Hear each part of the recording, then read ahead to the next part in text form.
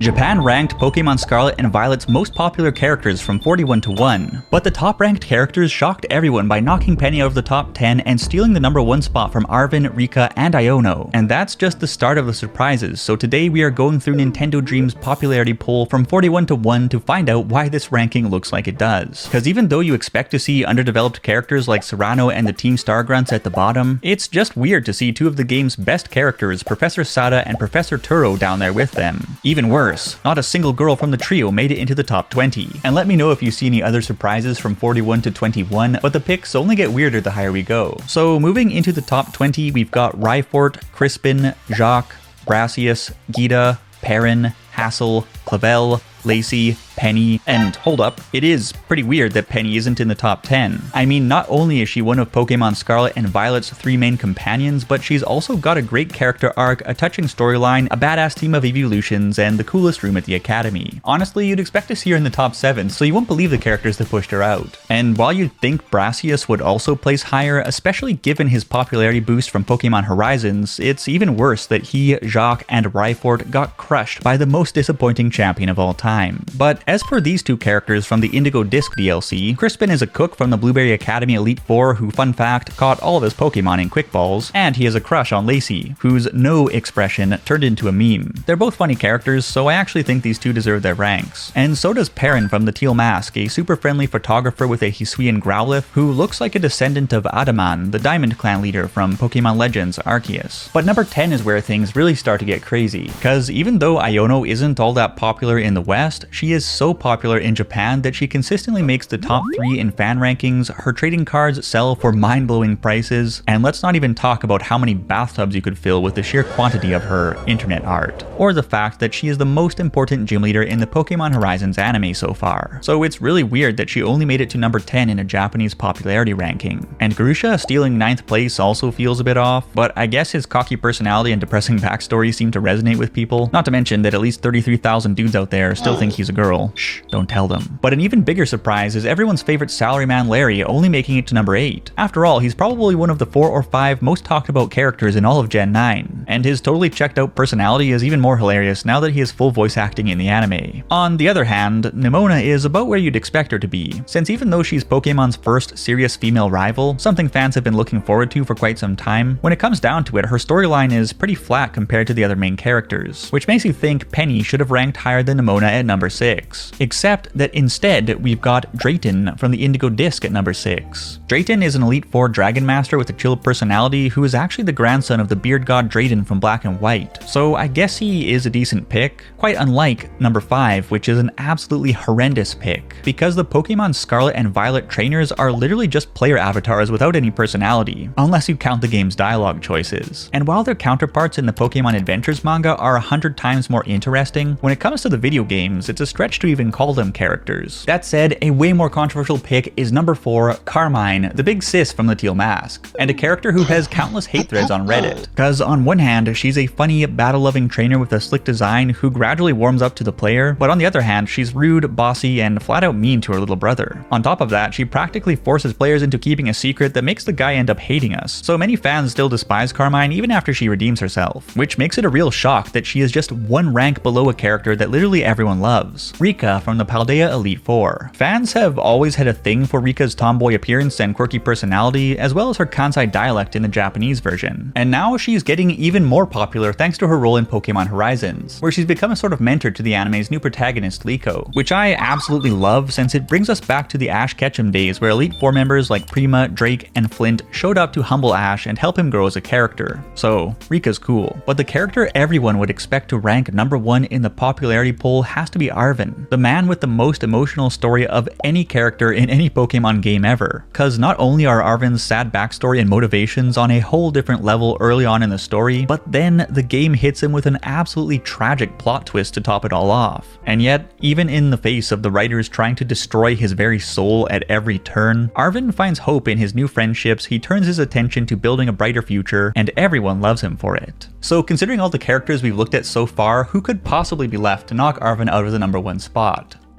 Kieran. Yes, Kirin, from the Teal Mask and the Indigo Disc DLC. And this might be the most shocking upset in the history of Pokemon popularity polls since he is a super polarizing character. So how exactly did a cringy Ogerpon-obsessed teenager beat Generation 9's Golden Boy for the top spot? Well, people seem to like or hate Kirin for 3 reasons. 1, he has a dynamic character arc spread across 2 DLC packs. 2, he ends up resenting us, which makes him a much more intense rival than Nemona, Hop, or How. And 3, he gets a champion glow up and a truly epic team when he comes back in the Indigo Disc. Basically, people who love edgy, complicated characters will love Kirin, but others might hate him for exactly the same reasons, like this Japanese guy. Why is Kirin so popular? I've hated him ever since I played through the story. I don't get it either, but apparently he's extremely popular among girls. Characters with bad personalities are more interesting and relatable than flawless saints. I'm a guy, but I like Kirin. I'm a girl, but I don't find Kirin appealing at all. In fact, I hate him more than any other character in Pokemon Scarlet and Violet. I do feel Kirin's popularity, so it makes sense. I think people's opinions are pretty divided, but a lot of people love him. Arven, Rika, and Kirin are definitely the top tier in Pokemon Scarlet and Violet. But what really surprised me is that Iono ranked so low. And the reason Iono, the trio, and various others might have ranked lower than you expected, while characters like Kirin, Drayton, and Grusha dominated the top 10, is due to one big twist with this particular popularity poll. A twist, or rather a fact, that denies the reality of the Pokemon fanbase. The fact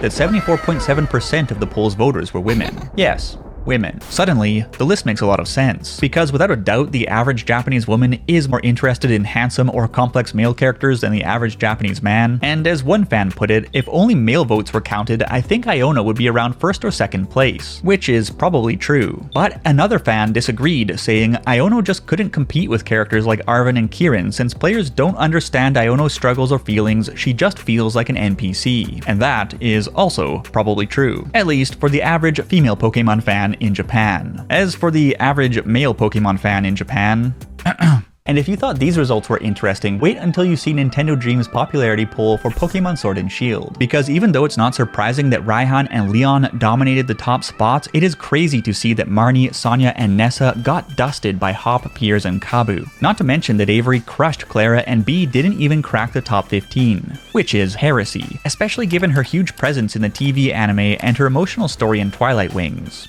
Except that it actually makes total sense, because the women to male voting ratio in this ranking was even more out of balance, with women making up about 90% of voters, resulting in drastically different results from what you would see in a more balanced or male-heavy Pokemon popularity poll. Don't get me wrong, there are a lot of female Pokemon fans, but anyone who's ever been to a Pokemon event can tell you that they don't make up 90% of the fanbase. For reference, my viewership on this channel is about 80% male, 20% female, and give or take 10 to 15% either way, I doubt this ratio is very different across the fanbase. Sure enough, Nintendo Dream apparently has a huge female readership compared to other gaming magazines, so here we have a ton of women, including some of the hardest Kirin and Kabu stans on the planet, flooding the magazine with votes to support their favorite emo boys and hunky men. These heavily female-weighted rankings give us a different perspective on the characters, and while Nintendo Dream's Sun and Moon ranking doesn't look that surprising at a glance, 1, who doesn't like Lily? She has a great personality and a great story, and 2, characters like Gladion, Nanu, and Hau clearly got a big boost from female readers. But of all the cool male Pokemon characters out there, why is it specifically these guys that are so popular with the ladies? The answer is that even though it often comes down to which characters look good, it's no secret that while guys usually like strong heroic archetypes, or hot girls, ladies tend to love characters with emotional depth, complex personalities, and strong story arcs.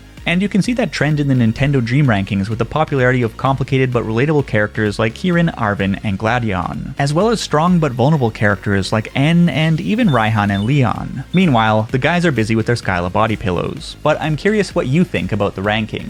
And if you haven't yet, be sure to download Marvel Strike Force. I picked it up a couple weeks ago and I keep coming back to it thanks to the solid RPG combat system, hundreds of iconic Marvel characters, and let's be honest, because I love crushing Spidey and his friends with my dream team of supervillains. So try it today from my QR code or link in the description, and we'll talk again soon.